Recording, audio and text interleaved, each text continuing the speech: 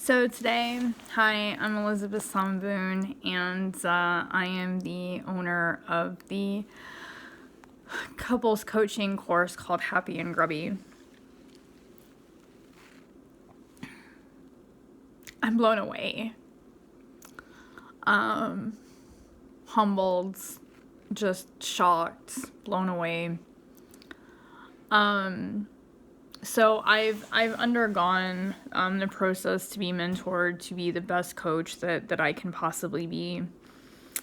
And the amount of this course was almost equivalent to $10,000 Canadian. And I got it for free.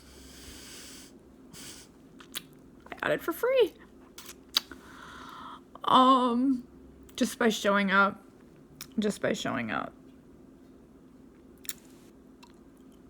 And you know, the funny thing was,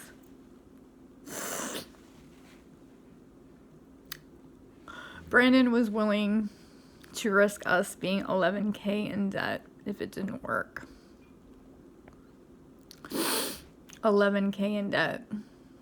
With him just starting a new school, a new career in tattooing, he was willing to risk putting us into debt for $11,000 for me to do what God has called me to do. I get angry, and it's one of the reasons that I can't tolerate bullies, and I can't tolerate guys who demand a girl to stand by them, that demand a girl to walk beside them when they're not doing anything responsible. Brandon is an upstanding man of God. He has patience. He has never put my family in jeopardy. He's caring. He's compassionate. He has fire. He'd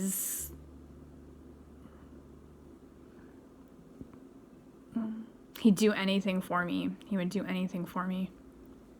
So, what did we do to get to this point? Well, for one thing, girls just can't.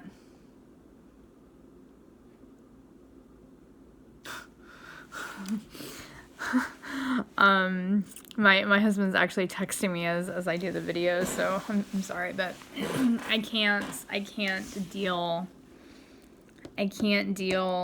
with, you know, guys who are like, oh, you know, I want this and I want that, and they're not willing to do what it takes.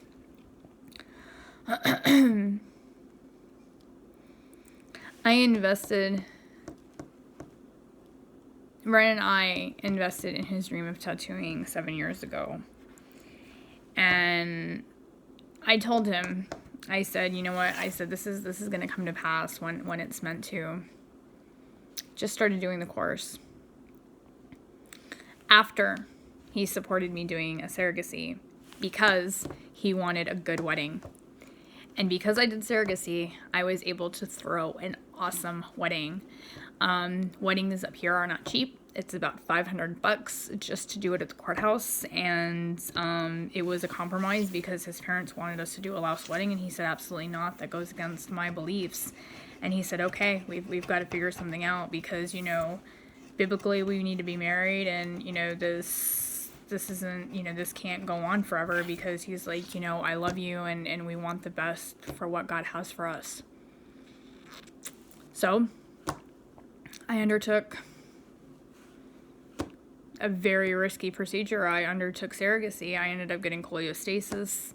I almost ended up dying on him for having anaphylactic shock to a random penicillin reaction. I ended up going into the hospital at least 30 times within 9 months. We had a scare with the actual baby itself. We thought one of her bowels was growing outside of her body, and like other horrendous things, and we had no idea what was going on until like the very day before that I had the induction, where I was up for 48 hours or 24 hours, sorry. And then that night the induction started taking place, and then it was just like a day without like a lot of sleep. Miracles take place when both the husband and the wife show up, when both people support each other, when both people are thankful, when one person is not jockeying for position. There are certain things, where Brandon just has to kind of like put his foot down and say like, no, this is what I'm like, I really feel this way about this. And yesterday when he came home, he was pulling out all of his tattooing stuff, and he was so excited. And I said to him, I'm scared, because if this life coaching doesn't take off the way that I want it to, we're going to be $11,000 in debt. And I don't know if I can live with that. And he said to me, you have a message that the world needs to hear. You have people that need to hear you. And he's like, I'm not allowing you to quit on this.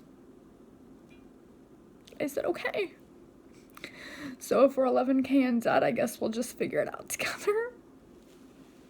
I got the program for free. You want a happy marriage. You want a marriage that soars. You want a marriage that goes the extra mile when it feels like 1,000. That's what you have to do. I get really angry when guys take liberties with good women. They drink, they do drugs, they do all of these kinds of stuff, and all this stuff, and they're like, well, I'm the man. And I see and I watch. And these marriages are never very successful. These marriages are never successful because it takes two people. It takes two people laying down the laws of love for each other. My marriage with Brandon is sort of like how the praying hands came to be. The famous praying hands were about two brothers who wanted to be artists. And the one brother said to the one brother, he said, you know what? I'm older. He said, you're older. He said, this is the youngest brother talking to the older one. He says, you know what? You're older. And he says, I'm younger and I'm more robust, and I can get jobs more easily. And so the youngest brother went to work in this quarry. And when the older brother saw his hands, he said, you have lost the ability to paint.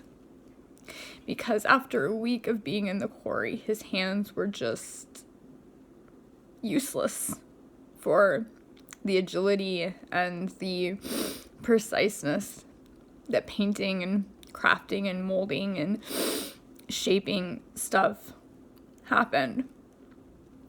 So the older brother looked at the younger brother and he said, you know what? We're going to do something with this gift.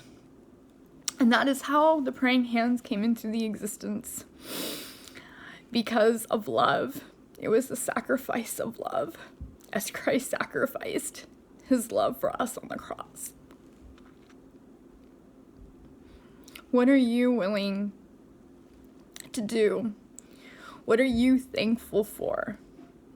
What are you willing to show up for the miracles to happen into your life? I'm nobody special. I'm not unique in any way. I have no degrees. I'm not popular. I'm not rich. I'm just the royal daughter of the I Am. That's it. You know, I'm the daughter of the I Am, and I know that God has put so much potential inside of me. But other than that, I'm nobody special. And I'm telling you, there are over this company that runs this coaching mentoringship program. There are over probably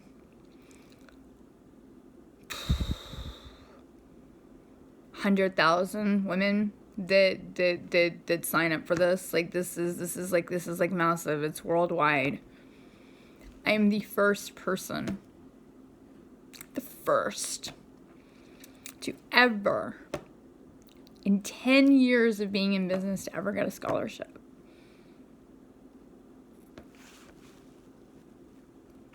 The girl who was given up for so much, to the one guy who said, there's something about her. There's something I love about her. And I can't let her down because so many people have let her down.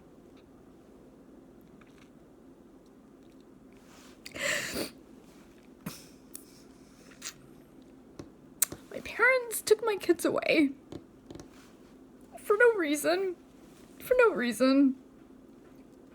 I wasn't a bad mom. You know, I had my quirks. But my daughters, man, she had a room full of clothes. She used to go everywhere with me. Everywhere with me.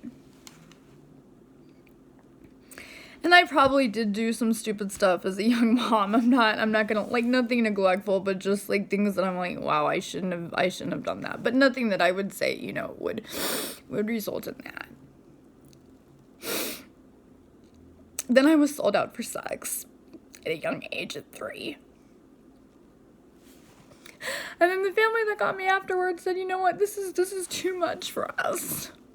This is too much for us. Let's just get rid of her.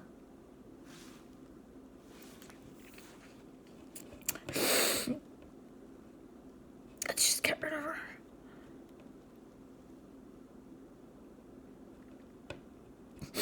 You know, the person,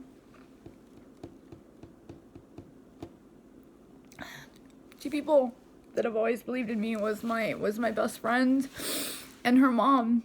And her mom was the hugest stepping stone to get to this point, because I knew she taught me everything. She taught me how to set up organization stuff for kids. She taught me how to do retreats. She taught me how to do revivals. She taught me how to do public speaking.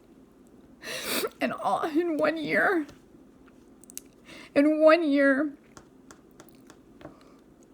she made this possible. 20 years later. Showing up in thankfulness. It'll do wonders. It'll do wonders in your life. It'll do wonders in your marriage. Because there's no place for ugliness in a marriage. It's too big. It's too powerful. It's too wonderful. It's too amazing for there to be selfishness.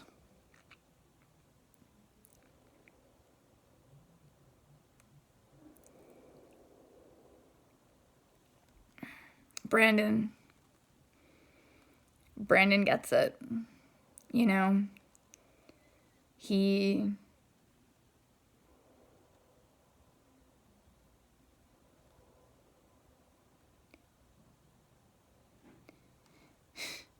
know, it would be one of those things where if him and I had to choose to which one would die, I would probably choose the method of just kill us both at the exact same time, because I couldn't.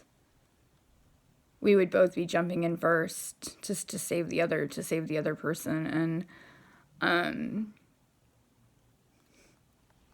I've never loved.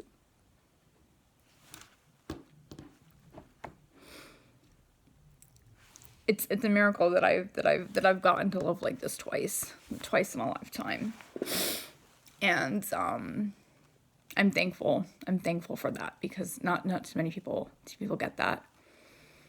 But are you ready?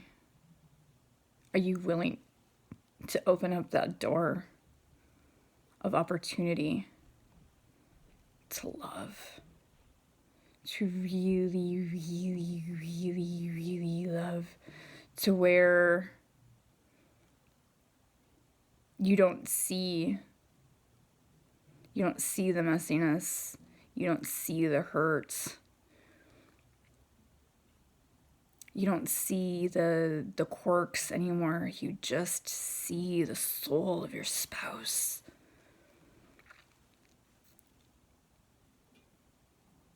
That's magic.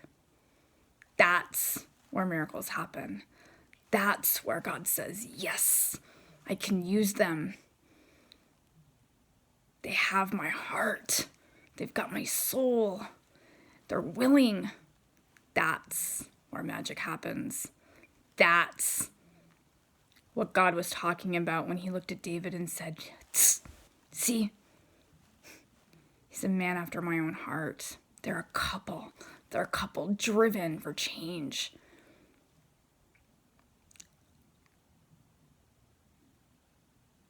What are you willing to put on the table?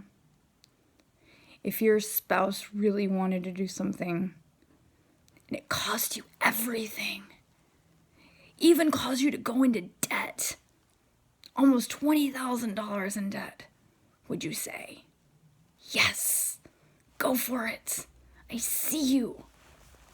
Or would you say, no, you can't, because I need it more? Just something to think about. And I have to get ready because my coaching classes start soon, and I am just reveling in the awe of God's momentous love and momentous overtaking of hearts and souls and drive. And this miracle happened just because I was willing to just be open for whatever. You know, as I think back to moments where I had the chance to be stingy, and I didn't take the road of stinginess, I took the road of the higher road of love. I had just gotten off the streets. I ended up going through a really bad depression when my kids had. It turns out that I didn't put them up for adoption, actually. It's just that the guardianship had changed. And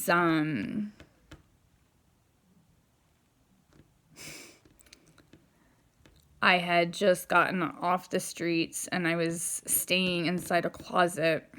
And inside this person's closet, I was giving them $100 a month for rent. And I had $2 per day for my transportation there and back. And this guy, who happened to be homeless as well, moments after I had just lived on the streets, I gave him $1, and I walked the 3 miles back from West Corporation back to Wurzbach.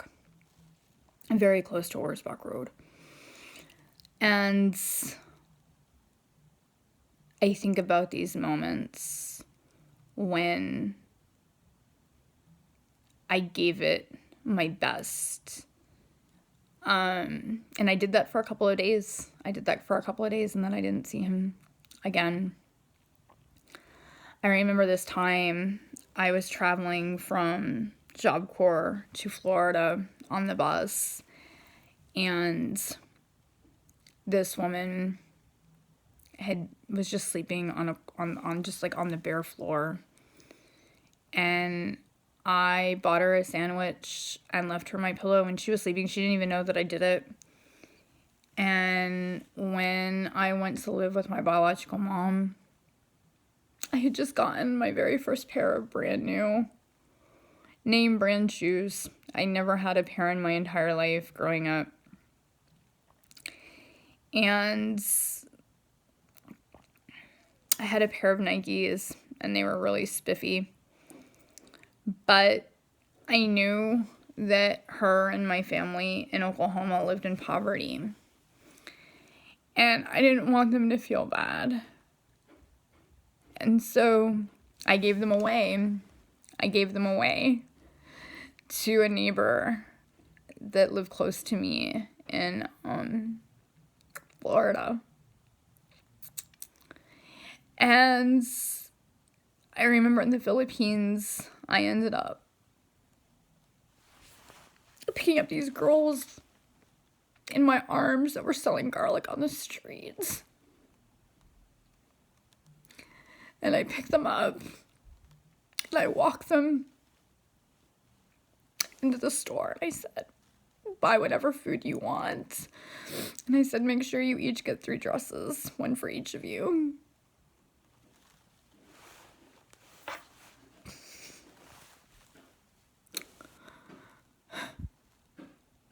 All of those moments have led to this. And I am so honored to be sharing these moments with Brandon because he deserves it. He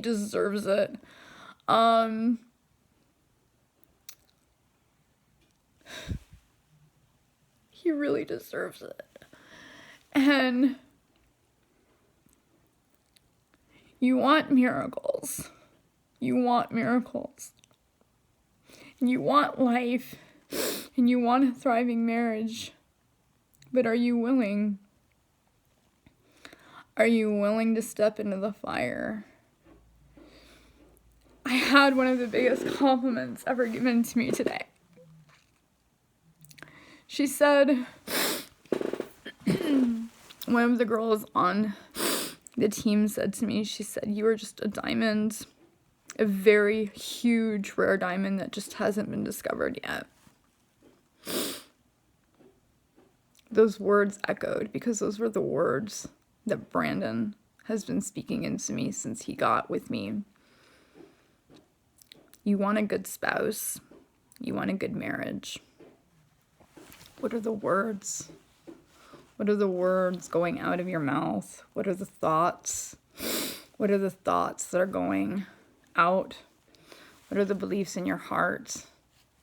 What are the beliefs in your heart that you're feeling about your spouse? Because whatever comes out, God hears. And whatever you believe, whatever you speak, whatever you feel, whatever you think, God knows. God knows. And when you try to go into a higher part of your marriage or in a higher part of your life and you can't, it's because God says, no, you're not ready. I can't give it to you yet because you have so much stuff, so much ugliness, so much in your life.